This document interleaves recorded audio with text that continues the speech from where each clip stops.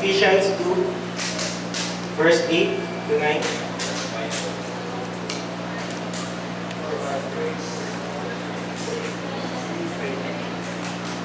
For by grace are ye saved through faith, and that not of yourselves.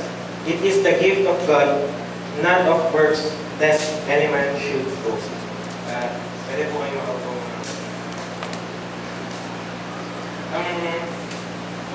Ever since mga kapatid nung tayo bata, siguro up until now, normally, isa sa mga bagay na tinuturo sa atin, if we want something, we have to earn it.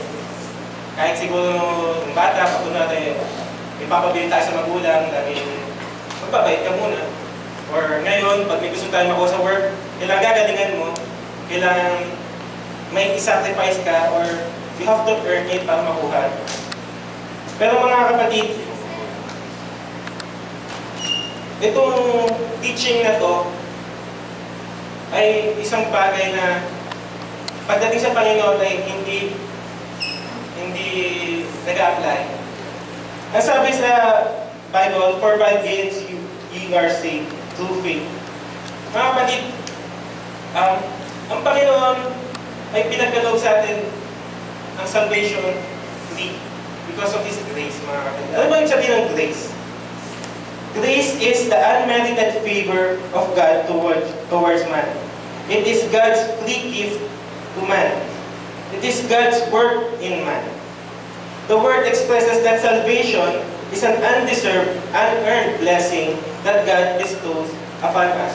Mga kapatid, yung salvation na tatanggap natin sa Panginoon, kung tutuusin, we didn't earn it. Ito ay pinagkaloob sa atin ng Panginoon. Free. Ang kailangan mo lang gawin ay you have to accept it, mga kapatid. You have to accept His grace. Mga kapatid, we have to realize na tayo ay naligtas at niligtas tayo ng Panginoon by grace at hindi dahil tayo ay masipag, dahil tayo attend, dahil pinili natin maglingkod sa Panginoon, hindi. Ito ay pinagkaloob sa atin ng Panginoon by His grace, free. At wala tayong mga kapatid pwedeng ipagmalaki sa Panginoon na kaya niya tayo pinili ay dahil tayo magaling. Wala, mga kapatid. Wala tayong pwedeng ipagmalaki sa Panginoon. Ang sabi ng Bible, nasabi sa Psalms 103 verse 8, the Lord is merciful and gracious, slow to anger, and abounding in mercy. Ang verse na ito is very much verse na nagdi-describe sa ating Panginoon. It shows kung gaano kabuti ang Panginoon, how merciful and gracious ang Panginoon sa ating buhay. Paano ba natin madi-describe kung gaano kabuti ang Panginoon? Normally, ikaw sa work, kunwari, sa isang young people na nag-work, normally, ang isang taong nagsisipag, yun yung taong deserving ng isang promotion, di ba? Kunwari, nag-work ka, ikaw yung nakita ng boss mo nagsisipag. Ikaw yung nakita ng boss mo, ginagawa lahat ng work mo, tapos lahat ng above and beyond ng iyong performance. Ikaw yung deserving para sa promotion. Pero sa Panginoon, mga kapatid, even though we don't deserve it, pinagkakaloob ng Panginoon sa atin ng Kanyang grace. Hallelujah, hallelujah.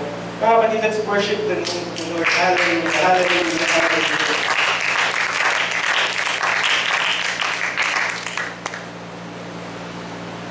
Mga kapatid, hindi natin pwedeng i-explain kung paano natin ma-explain ang grace ng Panginoon sa atin.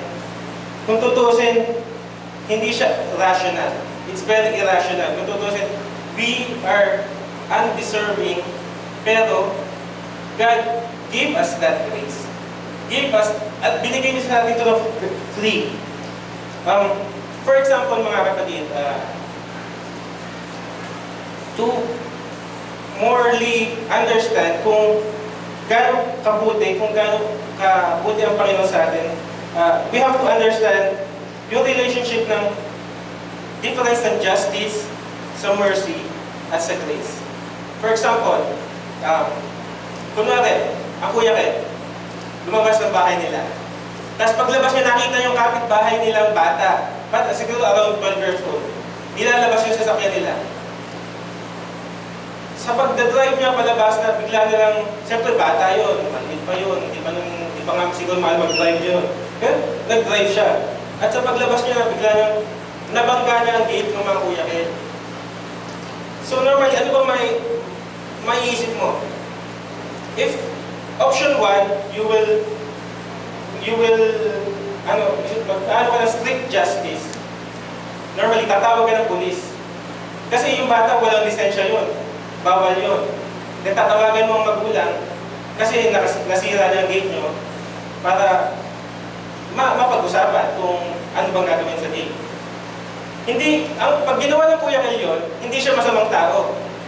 Nag-ano lang siya ng strict justice kasi mali yung ginawa ng bata. Pero kung kunwari, option 2 ang ginawa ng Kuya Kel, nagbigay siya ng mercy. Kahit pa paano, medyo mababang uri ng parusa. Kumbaga, hindi na siya tatawag ng pulis. Pero, kakusapin niya magulang ng bata. Para pag-usapan yung ano man damage ang nangyari sa gate nila. Pero mga kapatid, for example, pero pag kunwari, option 3, na grace ang pinili ng Kuya Kel. Even though deserving ng batang mapanish, hindi na siya tatawag ng police. Hindi na rin niya kakausapin ng magulang para pag-usapan ng kung man damage siyang nagawa. Kung tutusin siguro ang gagawin nila ng Kuya Kel ay kakausapin yung bata at pagsasabihan ng tama at mali. Ito ay very irrational. Kung tutusin,